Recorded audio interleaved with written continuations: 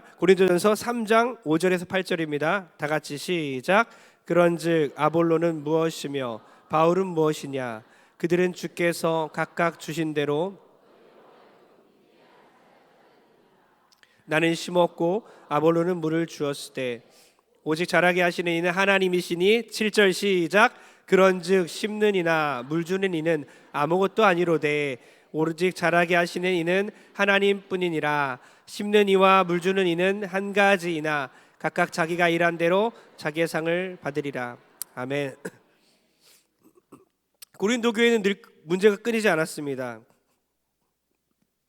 우리 한국 교회를 좀 진단하게 돼요. 고린도 전서를 보면서 여러 가지 문제들이 있는데 우리 한국 교회 또 특히 또 우리 교회 동선 교회를 보면서 고린도 전서를 보면서 또 깨닫게 되는 거죠.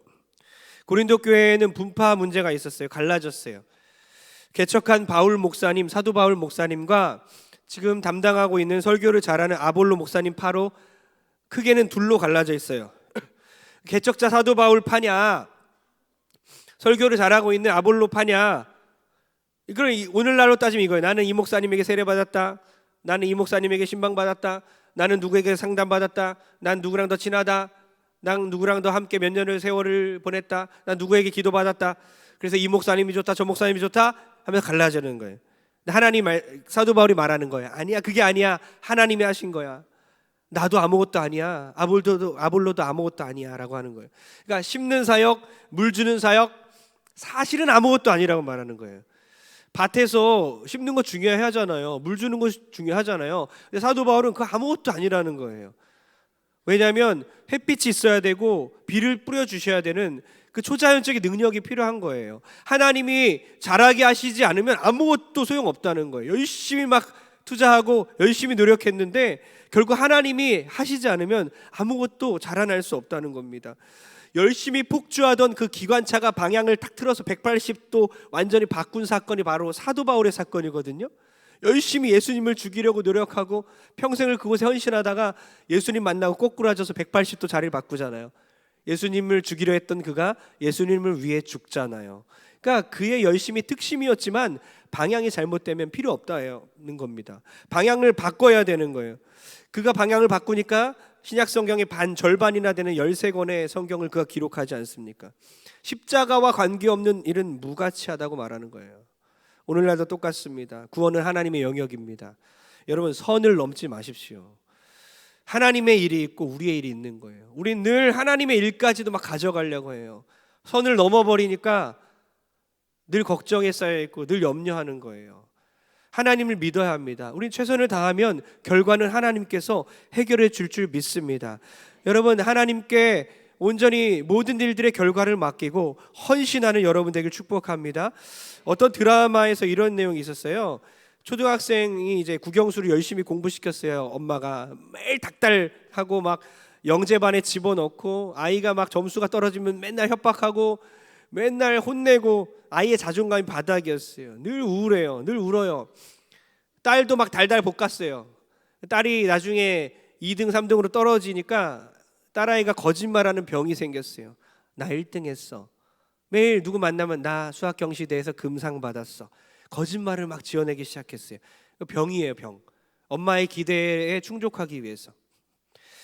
그러다가 딸의 병을 고치러 갔다가 어쩔 수 없이 너무 심각하기 때문에 자녀들이 둘이 남매가 다니던 학원을 다 끊어버리고 바이올린을 하는 그런 곳으로 보내버렸어요. 그냥 바이올린 하면서 연습을 했어요.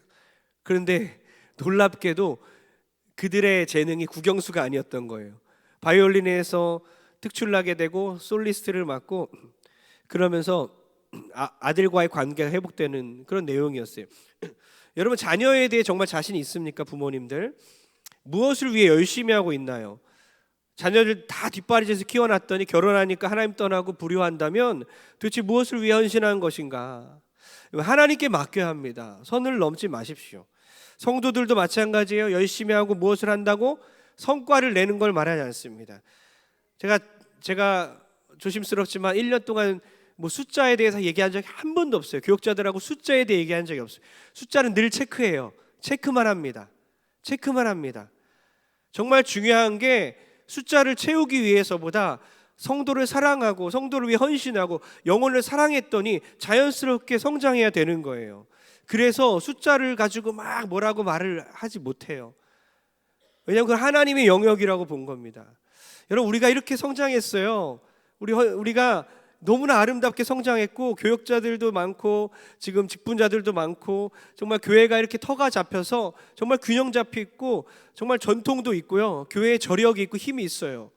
그러나 이제 앞으로 우리가 헌신해야 되는 것은 계속 60대 70대 위주로 달려가는 것을 잠깐 멈추고 이젠 돌아보고, 가정을 돌아보고, 다음 세대를 보고, 청년들을 보고 화목하기 원하고, 이제 건강성이 중요한 거예요. 어떻게 하면 우리가 더 건강한 교회가 될까? 어떻게 하면 더 하나가 될까?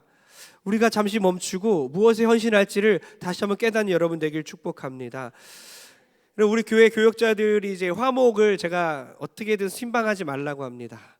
왜냐하면 수요일도 교회 와서 저녁 늦게 가고, 다 집도 멀어요. 1시간 1시간 반 달려야 합니다. 금요일도 그래요. 토요일도 못 가고 주일도. 그러니까 화목만은 그냥 빨리 집에 가시라고. 가끔 불 켜져 있으면 왜 안 가시냐고. 화목만은 제발 집에 가서 화목했으면 좋겠다. 가정에 좀 올인했으면 좋겠다고 해요. 한 교역자분께 저한테 이런 질문을 했어요. 가정도 중요하지만 교회 사역에 더 시간 쓰지 못해서 죄송한 마음이라고. 제가 이렇게 말했어요. 아니에요. 가정에 충실한 것이 교회를 위한 것입니다. 당신의 가정이 살면 우리 교회가 삽니다. 왜요? 최초의 교회가 바로 가정이기 때문입니다. 당신의 가정이 행복해야 우리 교회가 궁극적으로 유익합니다라고 말했어요. 결론 내립니다. 베드로는 열심히 특심이었어요. 어떤 제자보다 헌신했습니다. 예수님을 3년 동안 졸졸 따라다니면서 예수님께 미쳐 있었어요.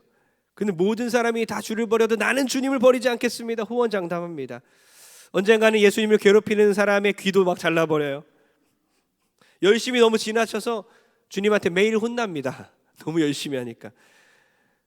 무리를 건너려고 막 뛰어들지 않습니까? 딱 한 번 칭찬받죠. 주는 그리스도시요 살아계신 하나님의 아들입니다라고 고백할 때 딱 한 번 칭찬받고 바로 그 후에 바로 이상한 말 해가지고 혼나요.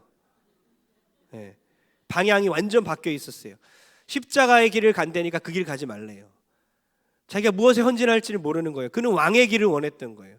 십자가의 길을 가지 말라는 거예요. 자기가 헌신했던 건 십자가의 길이 아니라 왕의 길이었다는 거예요. 그는 열심히 있었지만 방향이 잘못되어 있기 때문에 잘못된 길을 갔다는 것입니다. 사랑하는 성도님들, 오늘 헌신 예배를 시작으로 1년 동안 우린 헌신할 것입니다. 바른 방향을 가지고.